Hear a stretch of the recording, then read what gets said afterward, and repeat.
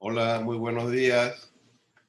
Queremos felicitar al doctor Noel Díaz y a todo el grupo de la Asociación Salvadoreña de Medicina Crítica y Cuidados Intensivos, ASALMEXI, por este noble gesto en beneficio de nuestro colega y amigo, el doctor Carlos Orellana. Estamos aquí en representación de la Asociación Panameña de Medicina Crítica y Terapia Intensiva y de la Federación Panamericana Ibérica de Medicina Crítica y Terapia Intensiva, diciendo presente en esta noble causa a favor de nuestro querido hermano, repito, Carlos Orellana. Bueno, nuestro tema es relacionado al tema de disbiosis en el paciente crítico, un tema cada vez más difundido, publicado y conocido. Vamos a tratar de completar estos objetivos, revisar el papel de la microbiota intestinal en la salud y en la enfermedad, discutir las consecuencias de la disbiosis y cómo afecta al paciente crítico, revisar los diferentes mecanismos que favorecen la aparición de esta disbiosis y cómo controlarlos de alguna manera, discutir diversos mecanismos que podrían contribuir a reducir esta disbiosis intestinal. Del punto de vista histórico, resulta interesante recordar que fue Anthony van Leeuwenhoek en Holanda la primera persona que logra visualizar estos microorganismos. En esa época, en los años 1600, Holanda era un país muy adelantado en temas de óptica, en temas de vidrio, en temas de espejos, y por supuesto también construían lentes para telescopios como el de Galileo y también para microscopios, de tal forma que el primer microscopio reportado fue el de Anthony van Leeuwenhoek, el cual, con la curiosidad de observar qué había en el agua de lluvia, observa algunos microorganismos con diferentes movimientos, a los cuales nombró como animálculos.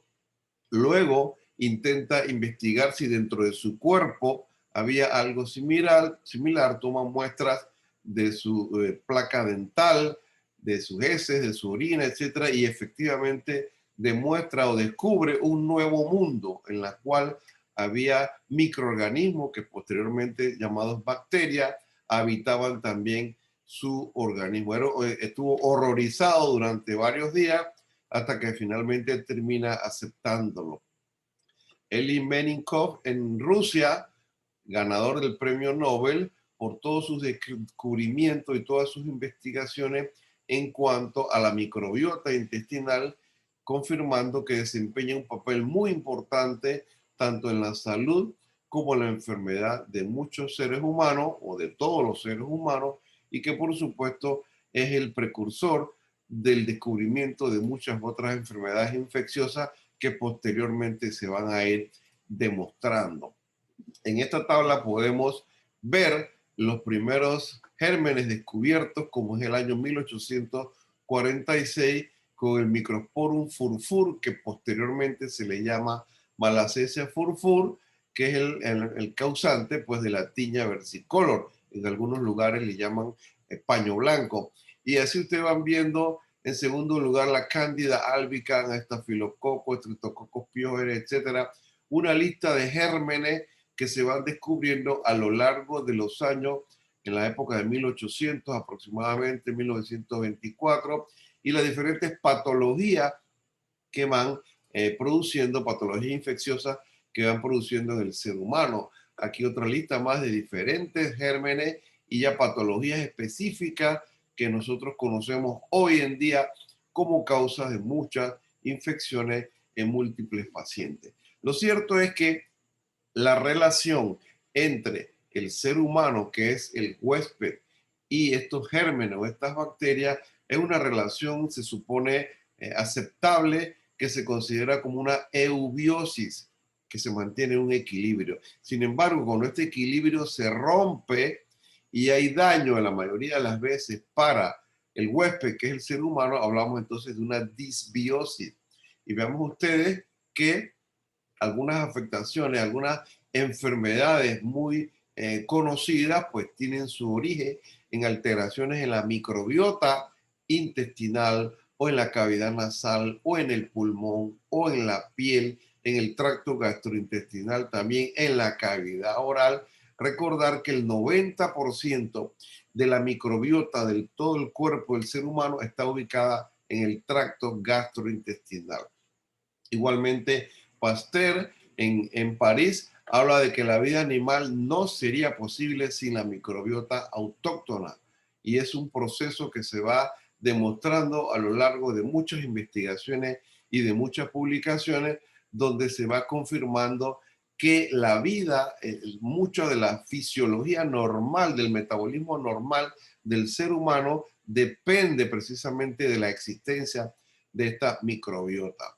Y así podemos ver los papeles que pueden producir toda la microbiota, por ejemplo, en cuanto a la resistencia a la colonización bacteriana, al desarrollo de funciones inmunológicas, y a partir del tracto gastrointestinal en cuanto al desarrollo de capacidades nutricionales, provisión de nutrientes, de vitaminas, de aminoácidos esenciales, de prevención del cáncer de colon, etcétera. Toda una serie de funciones de esta microbiota que se dan específicamente a nivel del tracto gastrointestinal, y a partir del cual se desarrollan otras interrelaciones con otros órganos, como es a nivel cerebral, a través de lo que es la descripción del eje intestino-cerebro, ¿verdad?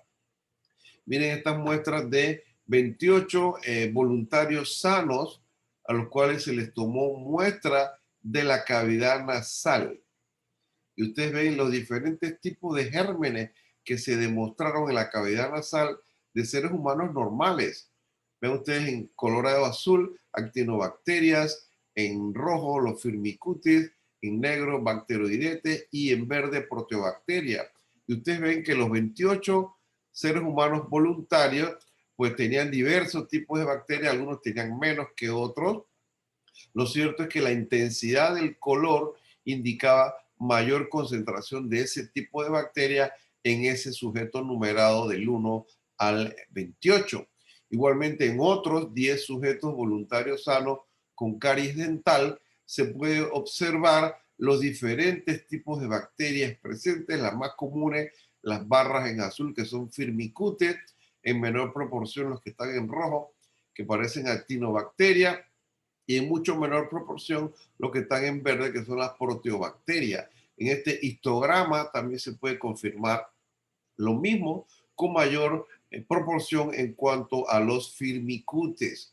Ahora bien, ¿de dónde y en qué momento estas bacterias forman parte del ser humano? Bueno, ahí se decía que el primer contacto era a través del parto, el nacimiento del bebé, sea parto por cesárea o parto vaginal principalmente.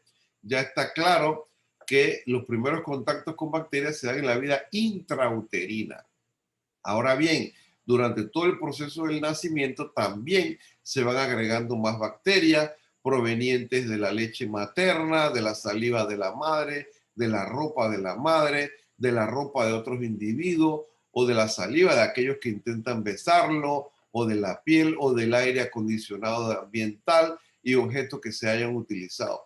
Entonces, bien, esta relación que empieza entre el nuevo ser humano, que es el bebé, y el microbio, es una relación que se llama de simbiosis. ¿Qué significa simbiosis? Sencillamente significa vivir juntos.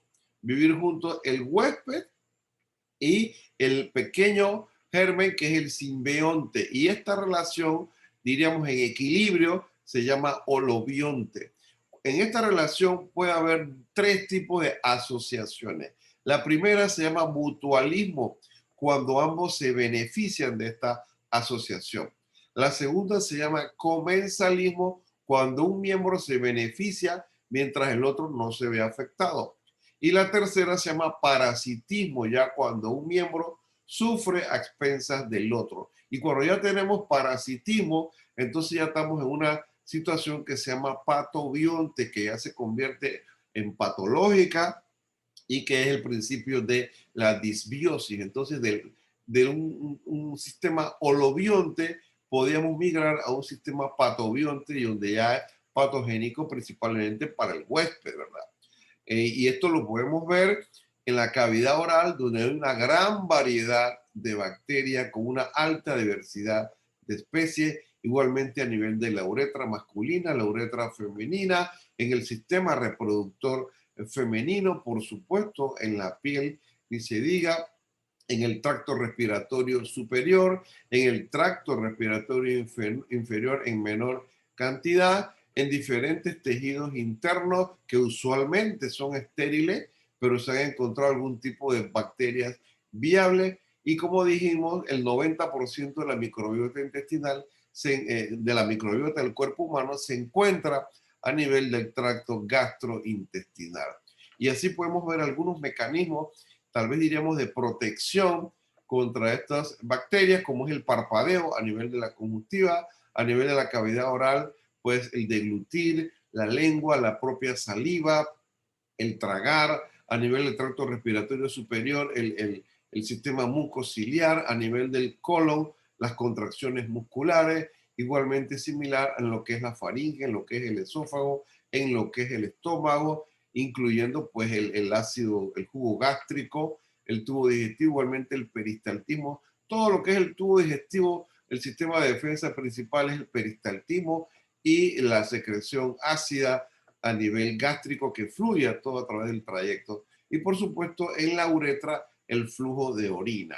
Así como el sistema nervioso se describió el homúnculo, asimismo se describe la microbiota de la forma en donde hay mayor concentración, pues asimismo se dibuja el órgano de mayor tamaño, siendo los sitios de mayor concentración, como ya dijimos, el colon, la cavidad oral, la vagina, que están densamente poblados, y en mucho menor población, pues hay en los ojos, en el estómago, en el duodeno y en la uretra. Recordar nuevamente que más del 90% está en el tracto gastrointestinal y que puede representar aproximadamente de 1 a 2 kilos de peso. Aquí podemos ver la superficie del tracto respiratorio, del tubo digestivo y de la piel, dependiendo del tamaño corporal de cada persona. Y de acuerdo a partir de lo que es el componente a nivel gástrico, vean ustedes cómo la concentración de bacterias va aumentando hasta llegar a la válvula ileocecal a medida que se va perdiendo el efecto del jugo gástrico del ácido clorhídrico que va avanzando por el tubo digestivo. Cuando entramos en el colon, vean ustedes las concentraciones bacterianas en el colon derecho, colon transverso y colon izquierdo, que son mucho mayores, ¿verdad? Estas colonias de bacterias. Igualmente, en el histograma A vemos lo que es la microbiota a nivel de la mucosa intestinal y el B a nivel del lumen intestinal, donde en ambos grupos pues podríamos decir que predominan lo que son algunos firmicutes, las probotelas, ¿verdad? Y en menor proporción otros grupos de bacterias, pero son muy diversas. Esto también se ha estudiado en el cuerpo humano una vez pierde la vida, una vez ya el ser humano no está, murió. A los 4 minutos se han descrito ya cambios en las bacterias que componen ese cuerpo. Y esto pasa por diferentes fases. Se han descrito 5 etapas, como es la de fresco, de hinchazón o purga, descomposición activa, descomposición avanzada y restos secos que han sido estudiados por la tanatomicrobioma, donde vean ustedes la diferente distribución de lo que son los firmicutes, las líneas rojas en celeste, las proteobacterias, igualmente acá, pasados días después de que la persona ha perdido la vida. Y es que normalmente tenemos un sistema fantástico de protección de la barrera intestinal, donde podemos ver diferentes componentes que mantienen esta barrera intestinal viable, como es la participación de las proteínas del complejo proteico de eucludina, claudina, caderina. Aún así, hay poro que permite la comunicación entre una célula y la célula adyacente, y también el citoesqueleto que mantiene la integridad de esta barrera intestinal por filamentos de actina, vinculina y caderina, ¿verdad? Entonces, muy bien, este microambiente intestinal está formado no solo por el microbioma, sino el sistema inmunológico. Recordarán que el intestino es el órgano inmunológico más grande del cuerpo y por supuesto la barrera intestinal como tal. Entonces hay mecanismos de secuenciación genética impulsados por diferentes estudios para identificación detallada de diferentes gérmenes y sus metabolitos. Aproximadamente 40 trillones de células bacterianas se han demostrado en el intestino, predominantemente los que son bacteroidetes y los firmicutes. De tal forma que esta microbiota intestinal juega un papel fundamental en muchas funciones, las cuales están involucradas en procesos de absorción de nutrientes, mantenimiento y protección del epitelio intestinal. Y así muchas de ellas producen ácidos grasos de cadena corta, que es la fuente energética principal del colon, como es el acetato, propionato y butirato, ácidos grasos de cadena corta. Y así hay muchos aspectos o situaciones modificables o no modificables a la microbiota. Los tratamientos antibióticos de amplio espectro que usamos muchas veces de rutina en cuidados intensivos, por supuesto que impactan de una forma negativa en el microambiente de la microbiota intestinal. Aquí tenemos 3 imágenes. La imagen A, que podríamos considerar como un microambiente sano, donde no hay disbiosis, vean ustedes, y la relación entre las bacterias que se encuentran en el lumen intestinal y el sistema inmunológico se mantiene en una condición de equilibrio. Sin embargo, en la segunda imagen, en la imagen B, ya hay disrupción de la microbiota intestinal. Ven ustedes que ha habido translocación de algunos patógenos y ya se activa el sistema inmunológico. Y acá en la imagen C, inclusive tenemos translocación de lo que es Candida albicans, representando una invasión por hongo y también afectación o participación de enterococo que puede implicar mayor mortalidad en estos pacientes.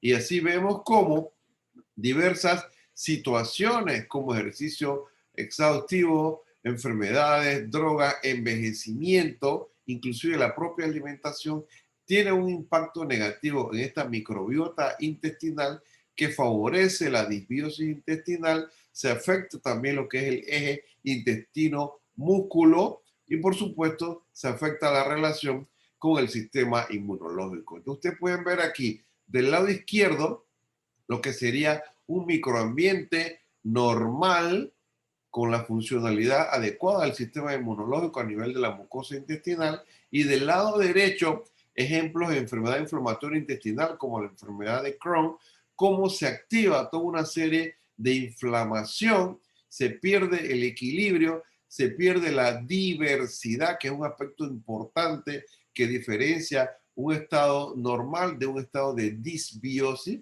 que se ve aquí con mayor inflamación. Lo mismo vemos acá en el estado de homeostasis, con una adecuada relación entre las bacterias, la mucosa, el moco del lumen intestinal, y a la derecha, cuando ya se declara una disbiosis, que se pierde la diversidad bacteriana, disminuye la concentración de ácidos grasos de cadena corta y mayor inestabilidad de esta microbiota intestinal, más en enfermedad inflamatoria intestinal. Lo mismo acá, la homeostasis presente. En el medio ya hay disbiosis, se ha perdido esta homeostasis por múltiples razones, abuso de antibióticos, vean ustedes, y la restauración ya promoviendo la utilización de probióticos en algunos pacientes. Igualmente se ha demostrado esta disbiosis presente en pacientes con COVID, que a través de la invasión intestinal y la afectación inflamatoria también se genera unas situaciones que pueden afectar diversos órganos distales al tubo digestivo. Vean ustedes, entonces, muchos pacientes que con COVID presentaban inflamación, diarrea, vómitos, etcétera, se ha visto que presentan disbiosis que puede afectar diferentes partes de órganos fuera del intestino. Se ha descrito claramente también la relación intestino-cerebro a través del nervio vago. En esta imagen se considera normal con un intestino sano, y a la derecha, pues, la alteración en la microbiota intestinal a través de la disbiosis, que puede afectar a través de diversos metabolitos producidos por las bacterias que han mutado o que se han sobrepoblado y que llevan alteraciones en la conducta, en el comportamiento de muchos pacientes. También se ha descrito que con esta desbiosis y la pérdida del equilibrio de diferentes bacterias patógenas, se libera una gran cantidad de genotoxinas que pueden terminar en mutaciones que llevan al desarrollo de patología oncológica y finalmente cáncer colorectal. También se ha visto esto a nivel pulmonar con translocación a nivel intestinal que lleva a la población de bacterias nuevas a nivel del parénquima pulmonar y desarrollo de neumonía o distrés respiratorio, igualmente por disbiosis a nivel de la cavidad oral. Esta disbiosis a nivel intestinal, pues también se ha demostrado que puede favorecer el desarrollo precoz de procesos de arteriosclerosis, de afectación cardíaca, llevando a falla cardíaca y por supuesto también afectación a nivel hepático, producto del origen a nivel intestinal. Igualmente en la piel, muchas de las disbiosis cutáneas llevan a inflamación de la piel, muchas veces originada a nivel intestinal. Entonces, ¿qué tenemos? Tenemos que las bacterias y sus productos pueden generar una serie de alteraciones intestinales que llevan al desarrollo de disbiosis intestinal con diversos pronósticos en los pacientes. Estos estudios son hechos en niños, vean ustedes, 27 niños críticos versus 41 niños sanos. Ustedes ven la coloración y la diversidad que hay en el grupo azul, que son los niños sanos, versus los puntos rojos que representan los niños críticos.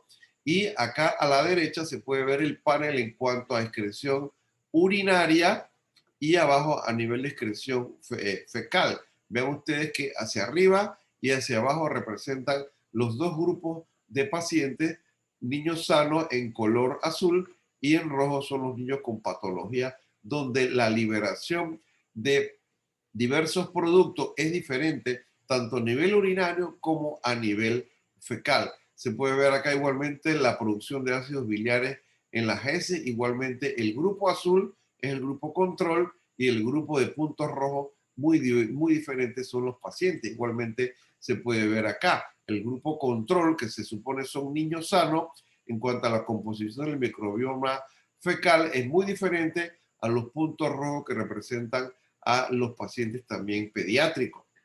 Acá vemos estudios en Tokio en pacientes críticos, 90 pacientes sobrevivieron, 38 pacientes no sobrevivieron y se comparan los parámetros en uno y otro. Ven ustedes que los que no sobrevivieron tenían en promedio 10 años mayor que el grupo que sí sobrevivió, pero lo interesante es ver la excreción de ácidos orgánicos a nivel fecal.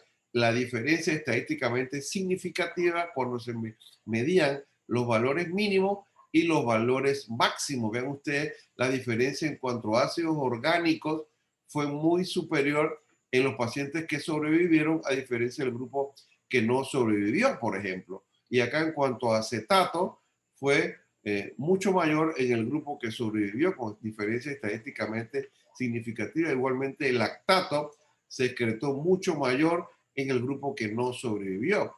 Y si vemos acá, por ejemplo, se puede ver que cuando el valor de propionato estaba por debajo de 9.7 micromoles por gramo, pues la mortalidad aproximada era de 40%. Igualmente cuando se medía el acetato, si los valores estaban por debajo de 2.5, implicaba una mortalidad de cerca del 87%. O cuando se medía la excreción del lactato en aquellos pacientes que habían excreción mayor de 11.3 micromoles por gramo, la mortalidad era cercana a un 57%, y al medir la excreción de ácido fórmico, observen que valores por arriba de 7.1 implicaba una mortalidad mayor del 90%. Miren esta publicación hecha en Nueva York, donde se evalúa la excreción, se le hace hisopado a los pacientes al día de ingreso a cuidados intensivos y luego un seguimiento a 30 días, y se puede demostrar que aquellos pacientes que tenían altos niveles o concentraciones de enterococo como el patógeno dominante implicaba mayor riesgo de infecciones por otras bacterias y mayor riesgo de mortalidad. Los pacientes que al ingreso demostraban que el enterococo era la bacteria dominante, esos pacientes evolucionaban con mayores infecciones por todos estos gérmenes y mayor mortalidad, imagínense. Entonces se puede ver o se da describiendo ya que la disbiosis es un problema serio en los pacientes críticos y que puede tener mayor relación con mortalidad. Podemos ver acá el patrón de bacterias tanto a nivel fecal como a nivel oral al ingreso y luego a la salida de esos pacientes críticos. Solamente limítese en ver los colores muy diferentes a diferencia de la uniformidad que había al ingreso a cuidados intensivos. De tal forma que esta disbiosis implica mayor riesgo de mortalidad en los pacientes críticos según algunas publicaciones. Miren este estudio observacional hecho en China con 98 pacientes, donde básicamente el seguimiento a 180 días también implica un gran cambio.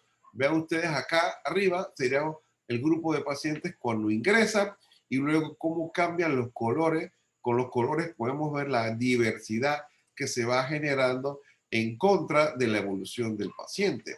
De tal forma entonces que esta disbiosis que se va generando a nivel de la mucosa intestinal favorece un cuadro séptico que no termina ahí, sino que lleva al desarrollo de falla orgánica múltiple, neurológica, pulmonar, hepática y por supuesto renal. Entonces, se han descrito diferentes estrategias de investigación para tratar de analizar esta disbiosis y cómo controlarla a través del uso de prebióticos, de probióticos, de simbióticos, de ácidos grasos de cadena corta, descontaminación del tracto gastrointestinal. También se ha estudiado muchísimo. Aquí podemos ver estudios en China, la gran mayoría en esta tabla, donde han demostrado en pacientes con diarrea o con neumonía cierta mejoría clínica en la utilización del trasplante de microbiota intestinal, el trasplante fecal, ¿verdad? Lo cierto es que aquí se va viendo una regulación positiva del epitelio intestinal, apoptosis celular, disminución de la proliferación de células de la cripta, aumento de la permeabilidad intestinal y alteración de la capa de moco. Entonces, a la izquierda tendríamos un paciente sano y a la derecha el paciente crítico con toda la disbiosis que hemos descrito, translocación bacteriana y activación del sistema inmunológico. Estudio hecho en Japón, pacientes de grupo de estudio a los cuales se les dio simbiótico, grupo control no se les dio simbiótico. El objetivo primario era medir la presencia de enteritis, de neumonía asociada a ventilador, de bacteremias a las 4 semanas de admisión. Aquí ven los dos grupos de pacientes y se puede ver que complicaciones infecciosas fue mucho menor en el grupo que recibió simbiótico, la aparición de enteritis mucho menor en el grupo que recibió simbiótico, neumonía asociada a ventilador mucho menor en el grupo que recibió simbiótico con diferencia estadísticamente significativa. Se puede ver claramente aquí la diferencia. El grupo de simbiótico, el grupo de tratamiento, menor incidencia de enteritis y menor incidencia de neumonía asociada a ventilador en el grupo de tratamiento. Recientemente se viene hablando de la utilización de postbióticos. Postbióticos se define como un preparado de microorganismos inanimados y o sus componentes que confiere un beneficio para la salud del huésped.